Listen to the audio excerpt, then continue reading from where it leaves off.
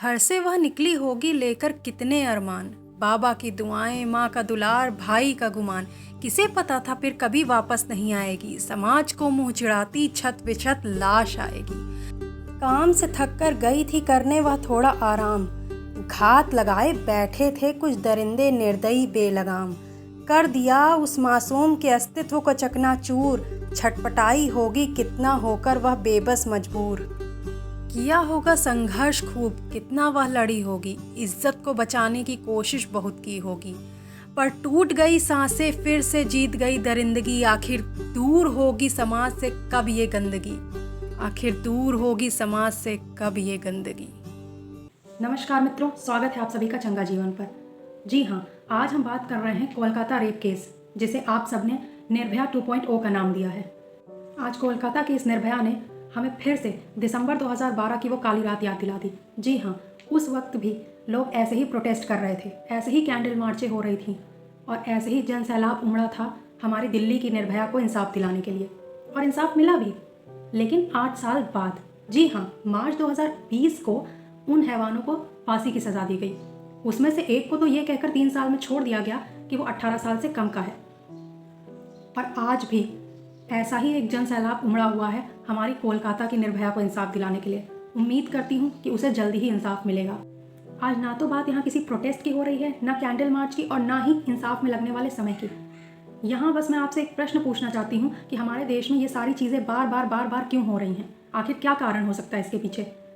हमारा वो खराब सिस्टम जो ऐसी चीज़ों पर भी बखूबी राजनीति करना जानता है, या फिर वो माँ बाप जो अपने लड़कों में पुरुष प्रधान वाली सोच को विकसित करते हैं? जी हाँ, मैंने अक्सर देखा है बहुत से ऐसे माँ बाप होते हैं जो अपने लड़कों को सिर्फ ये चीज़ सिखाते हैं कि ये लड़कियों का काम है, ये लड़कों के काम है, या उनका लड़का कुछ भी करे, किसी लड़की को छेड़े, दारू पिए, बाहर आवारागर्दी करे, लेकिन उनको कोई फ़र्क नहीं पड़ता। उनके लिए तो ये सब अच्छा है क्योंकि वो लड़का है और वो कर सकता है, उसको हक है ये सब करने का। यहाँ तक कि वो लड़का अपने ही घर में अपनी माँ को अपने ही पिता से पिटते देखेगा, या फिर उनको गाली गलौज करते देखेगा और अपनी माँ को सर झुकाकर सारी बातें मानते देखेगा। और वो माँ भी अपने बेटे को राजकुमार की तरह रखती है और उसकी सारी बातें मानती है। वो लड़का भी उन पर ऐसी हुकूमत करता है जैसे कि वो उनका मालिक हो। या फिर यहाँ पर कारण वो लड़के हैं जिनको बचपन से तो अच्छे संस्कार दिए जाते हैं, लेकिन बड़े होते होते शायद वो संस्कार वो अपने ठंडे बस्ते में डालकर और ऐसी क्रूर मानसिकता को अपने दिमाग में जन्म देते हैं। अब वो रीज़न उसका कुछ भी हो सकता है, चाहे वो पॉर्न वीडियोज़ हों या फिर उनकी गलत संगति हो। आपकी इन सब पर क्या राय है, हमें कमेंट बॉक्स में कमेंट करके ज़रूर बताइएगा। आज का वीडियो बनाने का मेरा बस एक ही मकसद है, और वो ये है कि इस देश के नागरिक होने के नाते हम इस देश को सुधार करने के लिए क्या कोशिश कर सकते हैं। मैं जानती हूँ अब आप सब यही कहेंगे कि इन सब चीज़ों को लेकर हमारे देश में कुछ सख्त नियम कानून होने चाहिए। जी हाँ, बिल्कुल होने चाहिए, और इसके लिए हमारे देश की सरकार को काम भी करना चाहिए। यहाँ तक कि बाकी देशों से भी कुछ सीख लेनी चाहिए जहाँ पर इन चीज़ों को लेकर इतने सख्त नियम हैं कि अपराधियों की इन नियमों को सुनकर रूह तक कांप जाती है। पर ये सब काम हमारे देश की सरकार और न्यायिक व्यवस्था के हैं। लेकिन इस देश के नागरिक होने के नाते हम अपना योगदान कैसे दे सकते हैं? अब आप सोच रहे होंगे, एक आम इंसान होने के नाते हम कैसे समाज बदल सकते हैं? बिल्कुल सही सोच रहे हैं। एक अकेला इंसान पूरा देश नहीं बदल सकता, लेकिन अगर हर एक इंसान खुद में बदलाव कर ले तो एक दिन देश को ज़रूर बदला जा सकता है।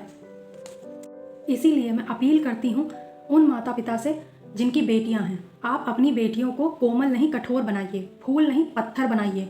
नहीं तो फिर से किसी दिन एक ऐसा ही संजय रॉय जैसा इंसान आकर आपके फूल को कुचल के चला जाएगा और फिर से एक निर्भया के लिए देश संघर्ष कर रहा होगा। मैं देखती हूँ कभी कहीं लड़की पैदा होती है तो अक्सर माँ बाप उसको हमेशा बचपन से ही फूल सा नाजुक कोमल बना करके रखते हैं। उसकी त्वचा न काली पड़ जाए, वो सुंदर दिखे, उसको कैसे उठना है, कैसे बैठना है, उसको धीरे बोलना है, ये सारी चीज़ें उसको सिखाई जाती हैं। लेकिन नहीं, बंद करिए ये सब करना। उनको मानसिक और शारीरिक रूप से मजबूत बनाइए। हो सके तो उनको सेल्फ डिफेंस की ट्रेनिंग में डालिए, ताकि कभी भी उनके सामने इस तरह की सिचुएशन आए तो वो उन लोगों को मार सकें, उनकी हड्डियां तोड़ सकें, ना सिर्फ अपना बचाव कर सकें बल्कि इस सिचुएशन में पड़ी अपने जैसी किसी और लड़की की भी मदद कर सकें। साथ ही अपनी बेटियों के फ़ोन में इन ऐप्स को इंस्टॉल करके उनको इसका इस्तेमाल करना सिखाइए। मैं तो कहती हूँ देश की हर महिला के फ़ोन में इस तरह के ऐप होने चाहिए ताकि उनको इमरजेंसी के समय मदद मिल सके। साथ ही मैं अपील करती हूँ उन माता पिता से जिनके लड़के हैं, आप अपने बेटों को मन से कोमल बनाइए, उनको संवेदनशील बनाइए।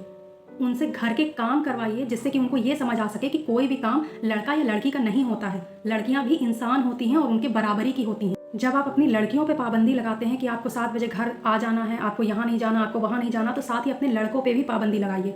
मैं ये नहीं कहती ये करना गलत है, क्योंकि लाइफ में थोड़ा डिसिप्लिन होना ज़रूरी है, लेकिन वो डिसिप्लिन सिर्फ लड़कियों के लिए नहीं, लड़कों के लिए भी उतना ही ज़रूरी है। जब आप अपनी बेटियों को गुड टच बैड टच की ट्रेनिंग देते हैं, उनको गुड टच बैड टच का पाठ पढ़ाते हैं, तो साथ ही अपने बेटों को भी गुड टच बैड टच का पाठ पढ़ाइए, ताकि उन्हें समझ आ सके कि लड़कियों के साथ छेड़छाड़ और बलात्कार जैसी चीज़ें करना कोई बहादुरी या मर्दानगी नहीं है। ये एक तरह की मानसिक विकृति है, और जिन भी लड़कों को ऐसा करके मज़ा आती है वो ऐसी विकृति से ग्रसित मानसिक रोगी हैं। ज़्यादातर माता पिता अपने लड़कों को शारीरिक रूप से स्वस्थ, मजबूत और शक्तिशाली बनाने का तो प्रयास करते हैं, लेकिन उनकी मानसिक कमजोरियों पर ध्यान देना अक्सर भूल जाते हैं। इसीलिए उन्हें शारीरिक स्वस्थ बनाने के साथ साथ उन्हें अच्छे संस्कार देकर मानसिक रूप से भी स्वस्थ बनाइए। अब ऐसे मामलों में ज़्यादातर वो लड़के शामिल होते हैं जिन्हें या तो औरतों की इज्जत नहीं करना सिखाया गया, या फिर वो ऐसे पुरुष प्रधान समाज में पले बड़े हैं जहाँ पर वो औरतों को सिर्फ एक चीज़ समझते हैं, और अगर कोई लड़की उनके खिलाफ जाती है तो उनका ईगो हर्ट हो जाता है और फिर वो उसके साथ कोई भी क्रूरता करने पर आमादा हो जाते हैं। तो इसीलिए अगर आप अपनी लड़कियों को बर्दाश्त करना सिखाते हैं तो अपने लड़कों को भी बर्दाश्त करना सिखाइए, उन्हें भी थोड़ा संवेदनशील बनाइए। आज देश को सिर्फ शारीरिक नहीं बल्कि मानसिक रूप से भी स्वस्थ बनाने की ज़रूरत है, ताकि ऐसी क्रूर मानसिकता वाली बीमारी के चलते फिर किसी निर्भया को अपनी जान न गंवानी पड़े और देश की हर महिला स्वतंत्र होकर निडर रूप से खुली हवा में सांस ले सके। इसीलिए गांधी जी ने भी कहा था, the day a women can walk freely on the roads at night, that day we can say that India has achieved independence. इसका मतलब जिस दिन हमारे देश की महिलाएं स्वतंत्र रूप से रात में सड़कों पर चल सकेंगी, सही मायनों में उस दिन हमारा देश आज़ाद होगा।